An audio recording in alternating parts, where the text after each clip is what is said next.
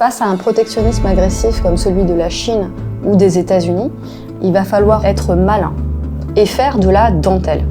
L'idée n'est pas de faire la même chose qu'eux, d'ailleurs on ne pourrait pas puisqu'on n'a pas les mêmes capacités de négociation, voilà, pour pouvoir le faire, mais ça ne veut pas dire qu'on est impuissant, très loin de là. Il faut faire du protectionnisme ciblé dans certains domaines. Par exemple, sur certains droits de douane ou même d'autorisation d'importation de produits qui ne respecteraient pas nos normes, qui ne respecteraient pas nos valeurs. Ensuite, il ne faut pas espérer faire tout d'un coup. Il faut d'abord cibler des domaines sensibles, des domaines importants qui font socle pour la société. Par exemple, la santé, l'éducation, la sécurité, l'administration. Ce sont des choses, disons, qui sont de l'ordre de la logique, mais sur lesquelles on est passé pour l'instant totalement à côté.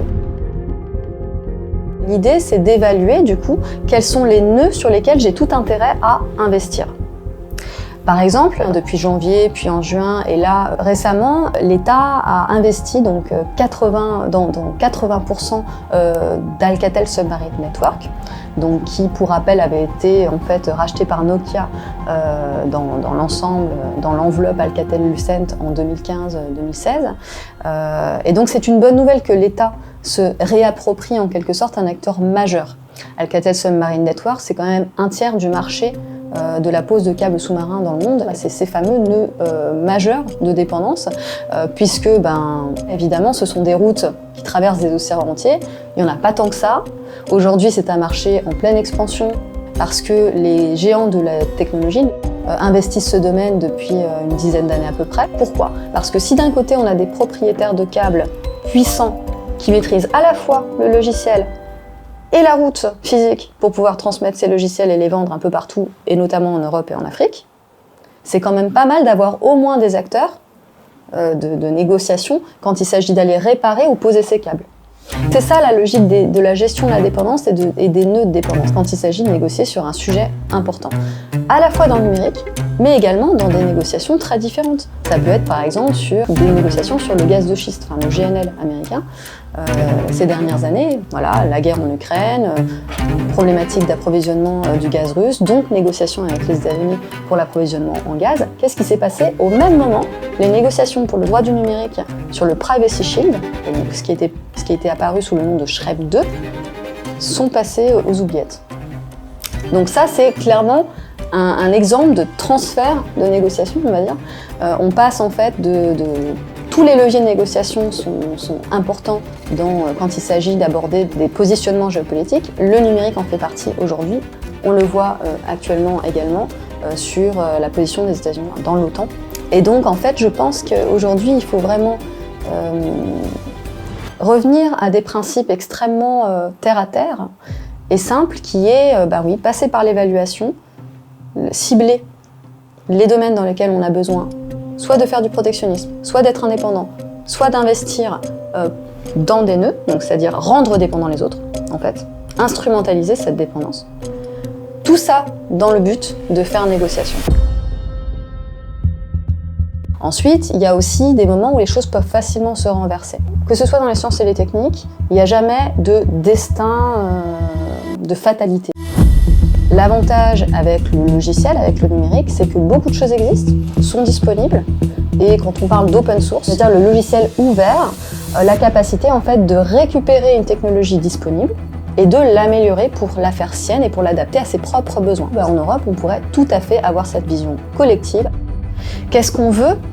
Est-ce qu'on souhaite des outils qui soient en capacité de surveiller, de capter un ensemble d'informations sur l'individu et le collectif ?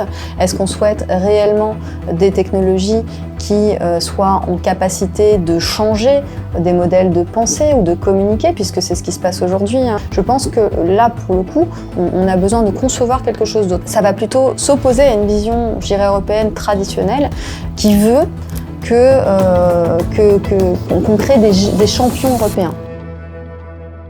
Mais dans le fond, pour la société, pour nos usages courants, on a tout intérêt à faire du territorial, à travailler sur cette idée de maillage territorial des infrastructures qui sont déjà territoriales par nature. Mais pour le faire, il faut être producteur. Et par ailleurs, on a quand même un très gros avantage en Europe justement, c'est qu'on n'a pas vraiment le même phénomène d'éclatement de la bulle Internet qu'ont pu avoir les États-Unis.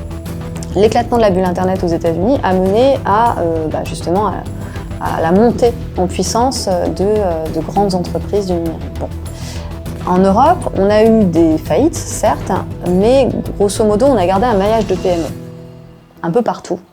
On n'a pas eu de grands géants. Voilà, les télécoms ont essayé de prendre le sujet à un moment donné parce que c'est eux qui ont été valorisés par les États, ça n'a pas trop marché. Mais voilà, du coup, on a gardé un maillage de PME qui pourrait tout à fait servir de base, justement, à cette idée de maillage territorial européen. L'un des éléments qu'il faut retenir, c'est qu'il est toujours mieux d'être producteur de technologie qu'être consommateur de technologie. Le fait d'être producteur plutôt que consommateur, c'est aussi la possibilité de choisir la sobriété à long terme, voire même à moyen long terme. Donc on parlait tout à l'heure des méga centres de données qui vont aller tirer dans le territoire, aller prendre dans le territoire, dans un territoire, un certain nombre de ressources, que ce soit énergétiques ou en eau par exemple, eh bien cela fait peser un risque potentiel à l'avenir. Un risque en fait de défaut d'approvisionnement ou en tout cas d'affaiblissement des capacités du territoire à fournir à la fois ces entreprises-là, mais également l'agriculture, également les entreprises du territoire et sans compter la population, etc. Donc là vraiment la question se pose aujourd'hui d'avoir cette approche territoriale. Il faut qu'on imagine les choses autrement.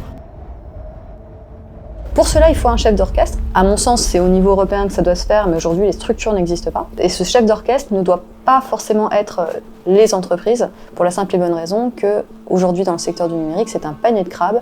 Toutes les entreprises sont en concurrence les unes avec les autres, ce qui peut être avantageux dans certains cas, mais là, en l'occurrence, c'est une catastrophe, ça ne fonctionne pas. Je pense effectivement que dans l'idée d'un protectionnisme ciblé, il y a aussi l'orientation des usages. Et il y a quand même quelque chose d'assez tragique, c'est qu'il y a beaucoup de solutions européennes qui ne sont pas très connues, en fait, ou alors qui sont très critiquées facilement. Et c'est un peu dommage parce qu'aujourd'hui, il existe énormément de choses qui fonctionnent très bien.